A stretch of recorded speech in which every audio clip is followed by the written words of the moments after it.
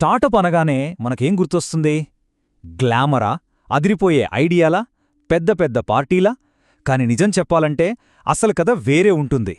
ఈరోజు ఆ కథేంటో చూద్దాం, ఆ అపోహలన్నీ పక్కన పెట్టి.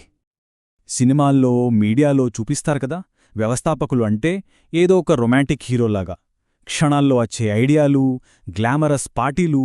కాని నిజ జీవితంలో పరిస్థితి దానికి చాలా భిన్నంగా ఉంటుంది. అసలు వాస్తవానికి చాలా చాలా దూరంలో ఉంటుంది. రైట్, ఇక అసలు విషయంలోకి వెళ్దాం. అసలు ఒక కంపెనీ పెట్టడం గురించి చాలామందికి చాలా అపోహలుంటాయి. వాటిని ఒక్కొక్కటిగా విడదీసి చూద్దాం.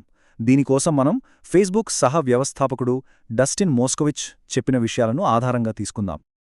చాలామంది స్టార్టప్ ఎందుకు పెట్టాలనుకుంటారు? ఎందుకంటే అది చాలా గ్లామరస్గా ఉంటుందని, మనమే బాస్గా ఉండొచ్చని, మనకు నచ్చినప్పుడు పనిచేసే స్వేచ్ఛ ఉంటుందని, ఇలాంటివి.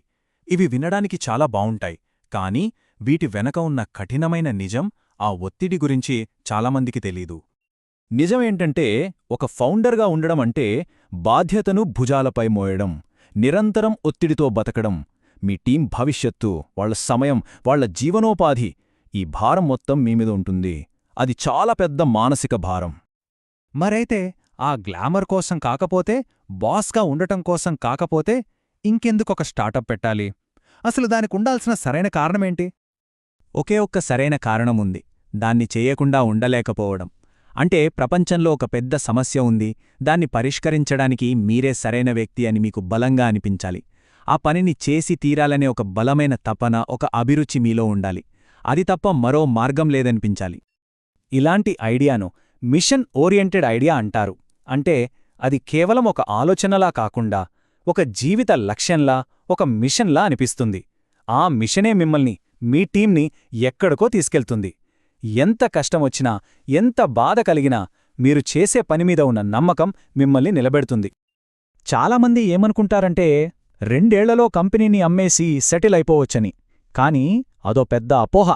Why Combinator president Sam Altman ఏమంటారంటే, ఒక మంచి స్టార్టప్ను నిర్మించడానికి కనీసం 1 దశాబ్దం పడుతుంది, 10 ఏళ్లు. సరే, సరైన కారణం, సరైన ప్రేరణ దొరికింది అనుకుందాం. మరి తర్వాతేంటి? విజయం సాధించాలంటే ప్రధానంగా 4 కీలకమైన విషయాల్లో మనం టాప్లో ఉండాలి. ఆ 4 ఏంటంటే: 1. ఒక గొప్ప ఆలోచన. 2. దానికి తగ్గ గొప్ప ప్రాడక్ట్. 3. వీటన్నిటినీ ముందుకు నడిపించే ఒక గొప్ప టీం. చివరిగా 4వది, వీటన్నిటినీ కలిపి సరైన మార్గంలో పెట్టే గొప్ప ఎగ్జిక్యూషన్, అంటే అమలు చేయడం. అయితే ఈ ఫార్ములాలో ఇంకొకటుంది, మన కంట్రోల్లో లేనిది. అదే అదృష్టం. ఇది 0 నుంచి 10,000 మధ్య ఏదైనా కావచ్చు. అంటే మీరు అన్నీ కరెక్ట్గా చేసినా కొన్నిసార్లు లక్ కూడా ఫేవర్ చెయ్యాలి. ఈ 4 విషయాలు చాలా ముఖ్యమైనవే. కాని ప్రయాణం ఎక్కడ మొదలవుతుంది? ఒక గొప్ప ఐడియాను ఒక గొప్ప ప్రాడక్టుగా మార్చడంతో. ఇక్కడ మనకు చాలా స్పష్టమైన ఒక లక్ష్యముండాలి. మీ మొదటి పనేంటో తెలుసా? లక్షల మంది మీ ప్రాడక్ట్ను ఇష్టపడేలా చేయడం కాదు, కేవలం కొద్దిమంది యూజర్లైనా సరే వాళ్లు మీ ప్రాడక్ట్ను ప్రేమించేలా చేయడం. వాళ్ల జీవితంలో అదొక భాగమైపోవాలి. చాలా స్టార్టప్లు ఇక్కడే తప్పు చేస్తాయి. ఎక్కువ మంది యూజర్లకి తమ ప్రాడక్ట్ నచ్చితే చాలనుకుంటాయి, కానీ అది ఫెయిల్యూర్కి దారి. దానికి బదులుగా మొదట కొద్దిమంది యూజర్ని టార్గెట్ చేసి వాళ్లు మీ ప్రాడక్ట్ను పిచ్చిగా ప్రేమించేలా చేయగలిగితే అదే విజయానికి దారి. ఎందుకంటే ఆ తర్వాత ఆ చిన్న గ్రూప్ నుండి పెద్ద మార్కెట్కి వెళ్లడం చాలా సులభం. ఎందుకంటే ప్రజలొకదాన్ని నిజంగా ప్రేమిస్తే దాని గురించి వాళ్ళ స్నేహితులకు వాళ్లే చెప్తారు. దీన్నే వర్డ్ ఆఫ్ మౌత్ అంటాం. ఒక గొప్ప ప్రాడక్టే అసలైన గ్రోత్ హ్యాకింగ్ సీక్రెట్. అదే మీ కంపెనీని దీర్ఘకాలంలో నిలబెడుతుంది. రైట్, ఇదంతా బావుంది. కాని అసలా మొదటి ఇంగ్రీడియంట్, ఆ ఐడియా. ఒక గొప్ప స్టార్టప్ ఐడియా మొదట్లో ఎలా ఉంటుంది? ఎలా కనిపిస్తుంది? విచిత్రమేంటంటే ప్రపంచాన్ని మార్చేసిన గొప్ప ఐడియాలు చాలా వరకు మొదట్లో వినడానికి చాలా చెత్తగా, పనికిరానివిగా అనిపిస్తాయి. ఎందుకని? ఆలోచించండి. ఒకవేళ ఒక ఐడియా వినగానే అద్భుతం అనిపిస్తే దానిమీద అప్పటికే 100 మంది పనిచేస్తూ ఉంటారు. మీకు విపరీతమైన పోటీ ఉంటుంది. చరిత్ర చూస్తే ఇలాంటివి చాలా ఉన్నాయి. గూగుల్ వచ్చినప్పుడు అది 13వ సెర్చ్ ఇంజిన్. ఫేస్బుక్ మొదట్లో కేవలం కాలేజీ స్టూడెంట్స్ కోసం పెట్టిన 10వ సోషల్ నెట్వర్క్. ఇక ఎయిర్బిఎన్బి ఐడియా అయితే మరీ విచిత్రం.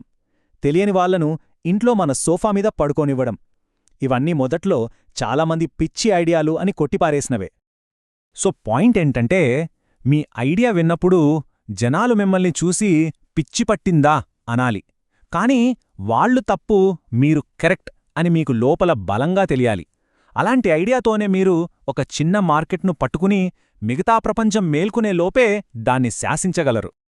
సరే, ఈ అపోహలన్నీ పక్కన పెట్టి ఈ ఫ్రేమ్వర్క్ అంతా అర్థం చేసుకున్న తర్వాత ఇప్పుడు మనల్ని మనం వేసుకోవాల్సిన ప్రశ్న ఒకటే. బయటకు వినడానికి ఒక చెత్త ఐడియాలా అనిపిస్తూ, కాని లోపల అది ఒక గొప్ప అవకాశం అని మనకు మాత్రమే తెలిసిన ఆ ఐడియా ఏంటి?